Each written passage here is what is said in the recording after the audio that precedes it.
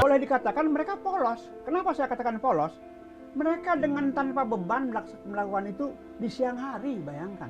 Ya, jadi kalau secara khusus petugas kemudian meminta keterangan dari mereka, mereka itu dapat seperti kayak bisikan gaib untuk mendoakan leluhur. Infonya seperti itu, Mbak. Kemudian leluhurnya ada di Prambanan begitu. Lalu mereka mengatakan ada petunjuk leluhur. Nah ini, kalau toh karena ada petunjuk harus melakukan, cobalah dikamuflase. Duduk aja, kemudian dalam hati, cukup. Mungkin saja adalah untuk kembali kepada ajaran leluhur saya yang pernah ada di sana. Nah ini hati-hati.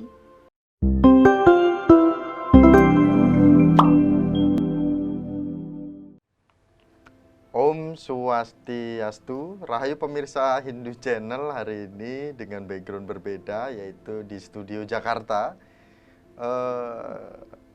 Beberapa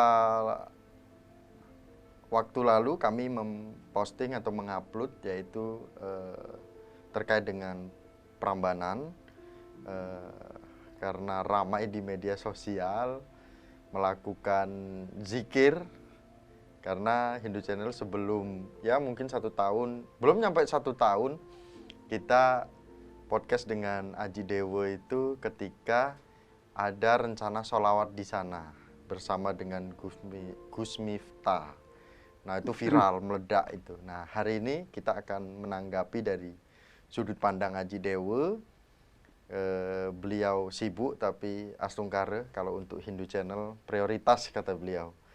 Yang penting datang ke Prambanan itu bukan karena memang untuk cari sensasi, tetapi memang mendapatkan panggilan dari leluhur seperti itu. Om Swastiastu Aji Dewo. Swastiastu, Miko. Akhirnya Aji Dewo, Hindu Channel kembali muncul setelah 6, mungkin hampir 8 bulan Ji ya 8 kita bulan. tidak podcast. Ya. Ya. Kita sama-sama memahami dengan kesibukan Aji Dewo dan Hindu Channel astungkare bisa di Bali. Aji Dewo, ini Ya. gimana Prambanan? Kita apakah perlu hadir ke sana juga Aji Dewo? Iya, ini kan menjelang Mahasiwaratri ya rencananya di Prambanan. Saya menonton tayangan yang terakhir ini, zikir di Prambanan di siang hari. Sebetulnya buat saya sih nggak ada yang aneh. Biasa-biasa saja, dan juga tidak membuat saya bingung, kaget tidak. Ini kan karena media sosial yang membuat rame. Apakah selama ini tidak pernah ada kegiatan semacam itu di situs-situs Hindu? Ada. Coba cek ke Candi Penataran di Blitar. Cek Candi Jolotundo di Mojokerto. Di Mojokerto malah lebih seru. 6 kali purnama ada acara yang tidak berbeda dengan di Prambanan ini. Nggak ada respon. Apa orang Hindu kemudian merasa marah, sakit? Enggak. Biasa-biasa saja lah. Nggak perlu diberikan komentar sebetulnya. Tapi kan kalau saya lihat di YouTube itu banyak sekali ya. Semua akhirnya mengatakan bahwa itu nggak benar, itu salah, itu macam-macam lah. Ya. Kalau saya mungkin lebih hati-hati ya. Karena kegiatan-kegiatan seperti ini tentu ada latar belakangnya. Pasti itu. Apa sih yang terjadi sampai mereka kemudian melakukan itu? Di siang bolong lagi, bayangkan. Ya. Tidak sembunyi-sembunyi. Enggak sembunyi-sembunyi. Ada apa? Belum tentu niatnya buruk. Belum tentu ya, saya katakan belum tentu niatnya buruk. Nah biasanya justru kalau sembunyi-sembunyi itu yang kita nggak jelas, niatnya baik apa buruk. Dan terjadi selama ini. Jangan dibilang nggak pernah terjadi. Jangan dikatakan bahwa ini baru yang pertama kali. Tidak. Ceklah ke Candi Penataran, saya katakan tadi. Ceklah ke Candi Jolotundo. Ini Aji memerintahkan kami untuk ngecek ya nanti. Kalau ada waktu kita cek. Ji, yang menarik adalah pernyataan dari pimpinan yang ada di Prambanan itu sudah mengkonfirmasi, dikatakan bahwa ada bisikan gaib atau ada bisikan tuntunan Leluhur untuk, katanya. ya tuntunan leluhur untuk berdoa di sana. Nah, bagaimana bertolak belakangnya antara penyembah berhala, kemudian ya patung, kemudian bangunan besar gitu kan, kemudian dengan kejawennya, kemudian dengan kepercayaan keleluhurannya. Nah, ajaran ini kan walaupun bisa dikatakan Muslim, tetapi dia masih menghargai sebuah situs peninggalan gitu. Bagaimana kita bisa membedakan hal ini, Cik Dewa? Begini, sebetulnya kalau kita lihat ya, apapun keyakinannya di masyarakat yang ada di Nusantara ini, tidak bisa melepaskan yang namanya leluhur. Demikian juga Hindu. Saya sering mengatakan bahwa Hindu di Nusantara ini tidak sama persis dengan Hindu di India. Karena apa? Pertama, Hindu di Nusantara ini berbasis keleluhuran dan sering disebut Hindu Purana, kesejarahan. Tidak persis seperti Weda. Memang kita memanfaatkan elemen-elemen Weda, seperti yang pernah disampaikan oleh almarhum Dirjen Dimas Sinupa Ketut Widnyo itu. Kita memang mengadopsi elemen-elemen Weda, tapi tidak sepenuhnya seperti Weda. Beda. Dan kedatangan ajaran Hindu ke Nusantara itu latar belakangnya juga beda. Memang ada beberapa teori, teori Brahmana, teori Satria, teori segala macam lah. Ya. Tetapi sebetulnya yang mendorong awal kedatangan penganut Hindu dari India itu kan invasinya Alexander Agung abad ketiga sebelum Masehi. Itu sebetulnya, sehingga akhirnya banyaklah kelompok-kelompok, komunitas-komunitas yang kemudian migran dia ya ke timur lewat Pulau Andaman dan Nicobar, mendaratlah di Barus di Aceh karena Aceh itu pantainya landai. Seperti itu. Nah, tentu dengan model kedatangan seperti ini dampaknya juga ada. Nah, kemudian ingat Nusantara ini tidak satu daratan. Banyak pulau, banyak komunitas, banyak budaya, banyak etnis. Kalau toh mereka mengaku sebagai umat Hindu misalnya, belum tentu implementasi kehidupan mereka sama.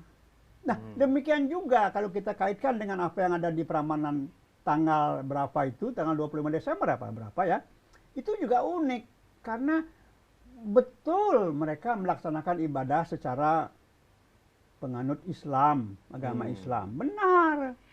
Tapi kan pengetahuan mereka tentang sesuatu yang ada di Nusantara ini nggak sama. Boleh dikatakan mereka polos. Kenapa saya katakan polos? Mereka dengan tanpa beban melakukan itu di siang hari, bayangkan. Di siang hari. Tanpa takut ada apa. Tapi mereka lakukan dengan polos. Lalu mereka mengatakan, ada petunjuk leluhur. Nah ini, hanya saja mungkin ketika menafsirkan petunjuk itu, mereka bisa saja kurang tepat. Ya, contohnya begini. Oh, saya mendapat petunjuk. Saya disuruh ke sebuah situs untuk apa? Untuk mendoakan leluhur. Itu mungkin hanya salah satu tafsir saya. Yang benar mungkin saja adalah saya disuruh ke sana untuk kembali kepada ajaran leluhur saya yang pernah ada di sana. Nah ini hati-hati. Ya, hati-hati. Jadi saya terus terang aja, saya tidak berani mengatakan itu salah mereka. Tidak. Saya kasihan kalau mereka kemudian dipojokkan terus. Ya, walaupun memang ada aturan secara keyakinan mereka bahwa itu katakanlah ada bahasa musyrik di sana.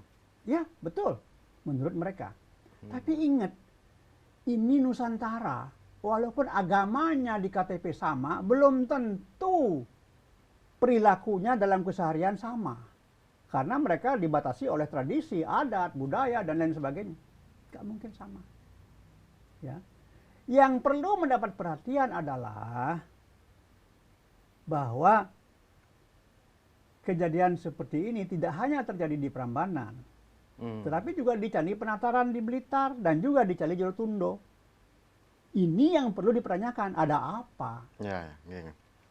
Karena yang menarik adalah Jidewo ketika Jidewo menyampaikan ini salah menafsirkan terkait dengan mimpi ataupun petunjuk. Bisa jadi itu adalah sebuah tuntunan pengingat bahwa untuk kembali. Iya. Kembali kemana ya? Kembali ke ajaran kejawen itu. Iya. Tidak melupakan tirakatnya, Tradisinya, budayanya, ya, kemudian ya, makna-makna kejawaannya filosofi kalau orang kejawaannya. Jawa. Gitu. Nah, Kan seperti itu. Nah, namun gini Haji Dewo, ini sangat bertolak belakang Haji Dewo. Artinya sudah ditekankan bahwa ajaran tersebut itu musyrik hal-hal seperti itu. Ya. Saya yakin orang Muslim semua sepakat hal itu. Betul. Bahwa itu sudah diterapkan. Namun prosesi untuk melakukan seandainya di Prambanan itu diperbolehkan untuk berdoa di hadapan candi. Nah, prosesnya ini harus bagaimana gitu kan. Kan gitu, Ji. Kalau Hindu itu kan kita kemarin itu benar-benar kompak, umat itu semua datang ke sana. Tirtayatra, kemudian Siwaratri, kemudian ada juga acaranya Mbak Nur Khotimah itu gitu kan. Nah, itu kan kita jelas gitu. Nah, ini mungkin mereka ingin membuka bahwa bisa nggak sih kami melakukan ritual juga di sana. Ritual keyakinan kejawen, tirakatnya kejawen seperti itu. Kalau saya lihat sejauh ini sebetulnya tidak ada niat-niat yang seperti itu. Artinya begini, apa kita jamin selama ini tidak ada kegiatan seperti itu tapi dilakukan diam-diam? Dalam arti, kalau ini kan seperti orang berteriak, seperti orang berteriak, sehingga menarik perhatian. Coba mereka duduk diam, dalam hati berdoa. Apa kita bisa bilang salah? Dan itu dilakukan. Saya yakin banyak yang melakukan itu kok. Apakah itu kejawen atau katakanlah, ya mohon maaf, Muslim kejawen ya. Tapi mereka lakukan kok. Apa pernah kita larang? Ini kan menjadi menarik karena suaranya keras dengan zikir itu. Kan jadi perhatian. Nah, kalau diam-diam, bagaimana kita bisa menilai itu salah? Bagaimana kita bisa melarang mereka kalau mereka lakukan diam-diam? Duduk santai, duduk, kemudian dalam hati mereka berdoa. Artinya mereka itu ada sela juga untuk mereka berdoa di depan candi tersebut. Loh iya, tapi kan itu coba kita lihat, itu kan bukan di depan candi, di samping candi itu. Kalau toh pun dia berdoa bisa jauh dari candi nggak jadi masalah. Tapi tidak akan menarik perhatian karena tidak keluar suara-suara seperti itu.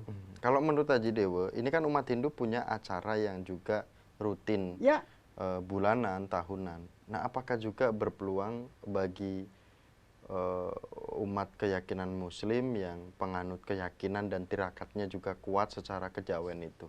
Ya, kita tidak bisa memilih-milih mereka dan kita nggak bisa melarang mereka masuk karena kita nggak pernah tahu yang mana mereka, yang mana Hindu. Tetap pasti ada yang masuk kok. Pasti ada yang masuk. Dan kita nggak bisa kemudian menseleksi mereka.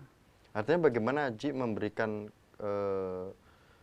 pemahaman kepada saudara kita Muslim, kenapa sih kok kita sebagai orang Muslim itu kayak ada sebuah magnet untuk datang ke candi.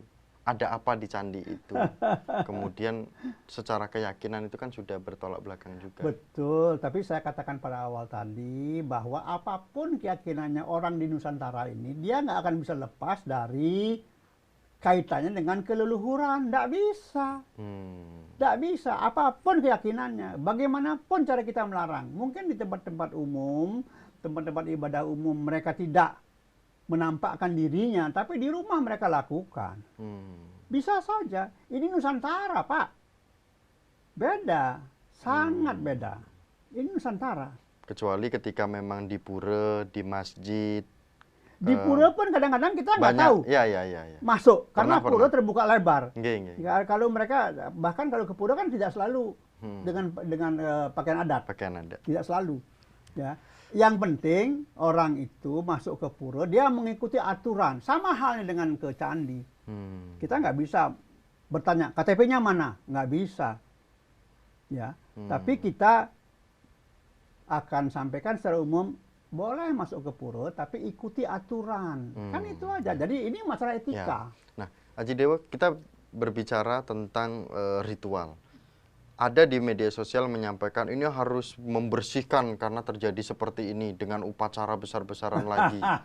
Kemudian juga ada yang menyampaikan ini adalah zona utama di mana yang bagi yang sedang halangan sedang lalu di depan ditulis ini candi milik Hindu. Nah, itu tidak boleh masuk bagi yang sedang datang bulan. Okay. Nah, bagaimana Haji menanggapi dengan terjadi seperti ini harus ritual besar pembersihan lingkungan candi dan bagi yang datang bulan itu tidak diperbolehkan masuk ke zona utama?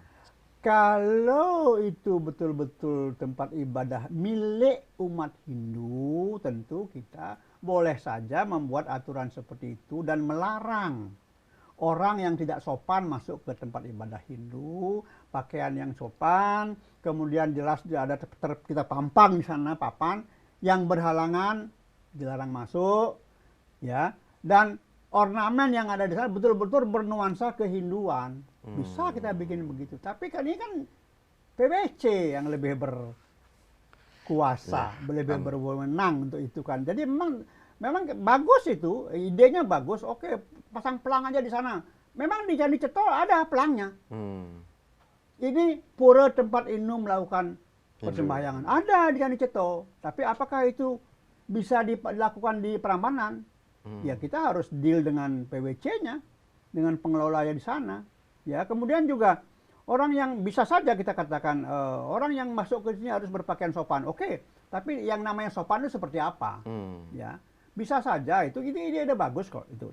Tapi kita perlu deal, perlu memorandum dengan penguasa setempat. Kan seperti itu. Lagi pula kalau itu dikatakan pelang, ini milik Hindu. Jangan-jangan orang yang non Hindu kemudian merasa, oh ngapain juga saya ke sini. Nah itu kan secara untuk pariwisata kan dianggap merugikan. Nah, jadi dengan kejadian ini, apakah perlu kita melakukan ritual pembersihan? Kemudian seberapa tercemarnya dengan datang bulan ketika masuk ke zona utama? Sebetulnya begini ya, dari pengalaman saya, memang kalau ada sesuatu yang dianggap merugikan, mencemari utamanya, perlu dilakukan pembersihan, penyucian. Tapi untuk kasus seperti ini, kita bisa larang nggak orang masuk ke Candi Prambanan dengan aturan yang kita buat? Lalu tiap minggu ada orang melakukan pencemaran, tiap minggu kita bersihkan. Jadi untuk pura kita bisa lakukan kapan saja. Tapi kalau untuk candi ini saya agak ragu. Dan ingat ya, ada hal-hal yang sebetulnya kita kurang paham, bahwa setiap rumah ibadah itu ada 3 energi yang kuat di sana. 1 energinya Brahma, 2 Wisnu, dan 3 Siwa. Jadi kalau ada pencemaran masuk, sebetulnya terjadi proses peleburan, terjadi proses penyucian secara otomatis. Namun ini belum dianggap cukup oleh para penyungsung pura misalnya. Sehingga kita lalu melakukan ritual pembersihan yang lebih banyak bersifat kepada apa? Kepada perasaan sebetulnya. Ya, tapi itu bagus dilakukan. Saya setuju saja. Tapi nggak harus kemudian dibesar-besarkan. Wah, ini kita perlu buat ini, perlu buat itu. Besoknya ada yang menyemari lagi. Nggak begitu. Maka kita punya upacara, kita punya yang namanya hari suci, Purnama Tilem misalnya. Setiap purnama kita lakukan persembahyangan di Prambanan. Sebelum persembahyangan kita melakukan pembersihan. Jadi setiap 15 hari kalau toh ada pencemaran tetap bisa dibersihkan. Tilem penyucian. 15 hari kemudian purnama penyucian. Nah, itu rutin. Itu kan sudah otomatis dilakukan oleh umat Hindu di setiap puranya. Otomatis kita lakukan. Jadi untuk hal seperti ini nggak perlu kita, wah kita harus bikin upacara besar, nggak perlu. Nggak perlu. Setiap 15 hari sudah dilakukan itu di Prambanan. Untuk apa gitu loh? Untuk apa? Nah, Haji Dewa, harapan Haji Dewa dengan hal ini terjadi di Prambanan yang berturut-turut rencana sholawat, kemudian terjadi zikir. Ini kan jelas di media sosial, sedangkan umat Hindu kita di seluruh Indonesia ini mengakui bahwa ini adalah tempat peradaban Hindu kita yang memang sudah resmi dan sah dinyatakan bahwa itu sebagai pusat dari Hindu di dunia, ya, kan gitu. Pusat Hindu dunia lah katanya. Ya, sebetulnya ya apapun yang dilakukan oleh siapapun keyakinannya, sepanjang itu tidak menimbulkan kegaduhan, nggak ada masalah. Tapi kalau sampai menimbulkan kegaduhan, apalagi sekarang dengan adanya medsos, sebaiknya janganlah terulang lagi. Walaupun saya jelas-jelas tahu bahwa itu nggak dilarang pun dengan terus terjadi kok. Terus terjadi. Ada yang terang-terangan, ada yang diam-diam. Yang perlu dipertanyakan, yang diam-diam ini yang melakukannya di malam hari, apa motifnya? Apakah penghancuran energi situs, atau ingin mengambil materi, pusaka misalnya, atau ingin menyerap energi? Ini yang perlu.